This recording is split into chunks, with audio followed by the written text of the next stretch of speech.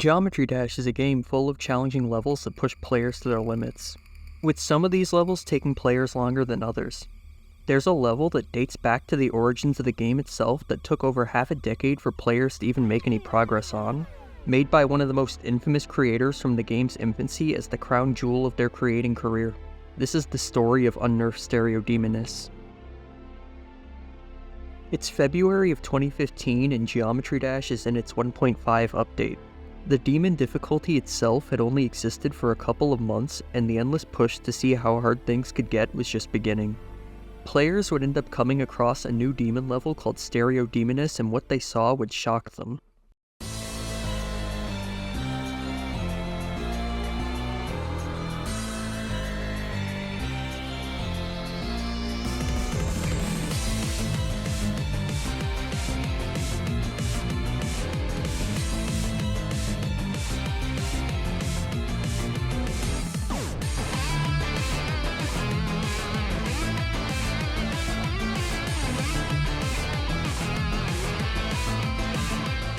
The entirety of this level was far and away harder than anything that had been beaten at the time, but there's some particularly evil gameplay worth mentioning. For starters, the straight fly sections were ridiculous for an update long before the game was ever ported to Steam. There's also the copious amounts of spam and some weird corner jumping techniques nobody could seem to do. Visually, the level was a masterpiece for the limited set of tools the game had to offer creators back then. You can see soldiers, swords, hands, and even a monster made entirely out of default objects. Despite its visual appeal, it was still mostly known for its difficulty, placing highly on all of the preliminary demon lists that started cropping up on the forums. It unquestionably was cheated yet retained an in-game rating, leaving it as one of the hardest demons in the game. It stood next to Silent Club and Ice Carbon Diablo X as one of the impossible rated demons no player was able to beat. Even with the game being ported over to PC in 1.9, players still couldn't fathom the difficulty of Demoness, and legitimacy concerns grew so large they reached the ears of Majako. He would end up choosing to nerf all of his levels, including Demoness, to prevent them from being unrated as a result of their illegitimacy.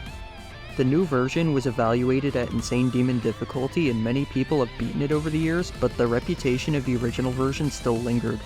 Would it even be possible to complete it? It was no longer the official version, but some players were still willing to find out. The first record I could find of anybody going for the unnerfed version was It's Nanotech with 20%. The more infamous parts of the level hadn't been reached yet, but it was a start nonetheless. It's Nanotech wasn't done there either. He would end up getting to the first straight fly segment with a death at 31%. Then the level would end up laying dormant for a while. It was a pretty obscure challenge to go for, and not many were up to the task of attempting it. The straight fly section was the biggest barrier for anyone looking to progress further.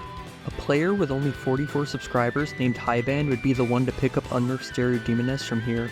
Could he be the first in the world to pass the first straight fly?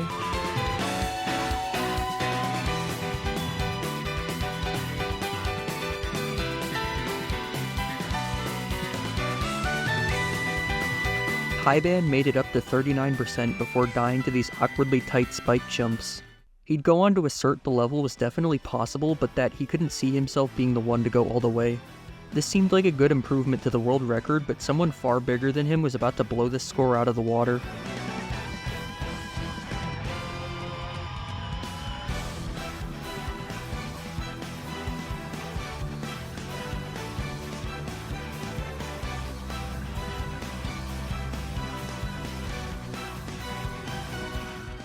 Stormfly just nearly doubled the world record in one fell swoop.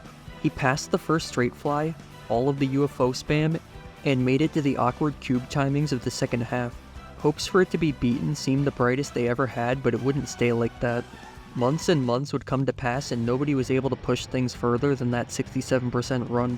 It was starting to seem like the level would be forgotten by anybody who had a chance at it, but like with anything in this game, someone always shows up.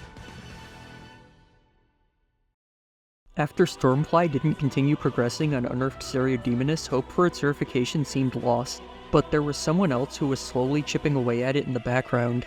A player who seemed the most determined to finally bring about an end to 7 years of it being unbeaten. That player is KPG Dylan.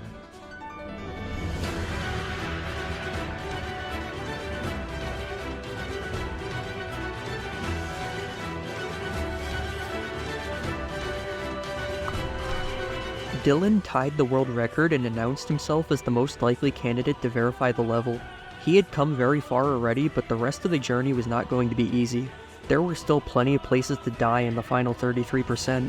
When he reached 76% and separated himself from Stormfly, he asserted that he would beat it very soon. Reality would end up being crueler than he'd thought. It would take a whole 3 months to improve that score, and it would only end up being by 1%.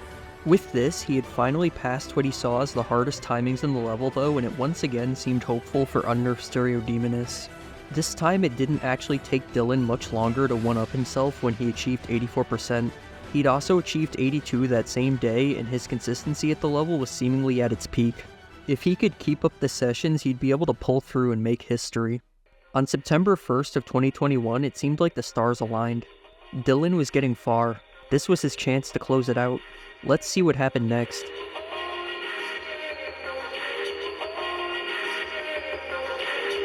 What the hell?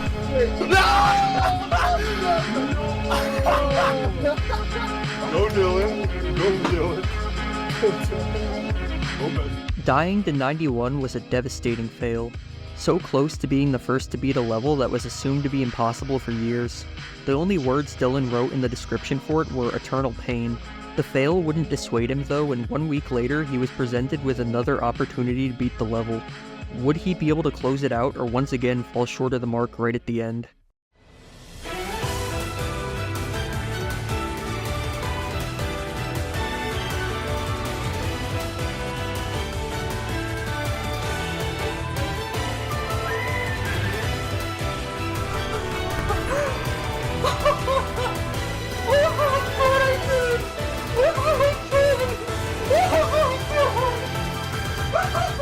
Anybody who was around back in the infancy of the game was shocked to see the level had finally been beaten, including Majako himself.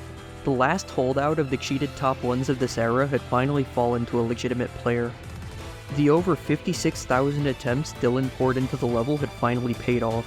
Its difficulty would end up being assessed as around top 40 if it were to place on the list a whole 7 years after its creation.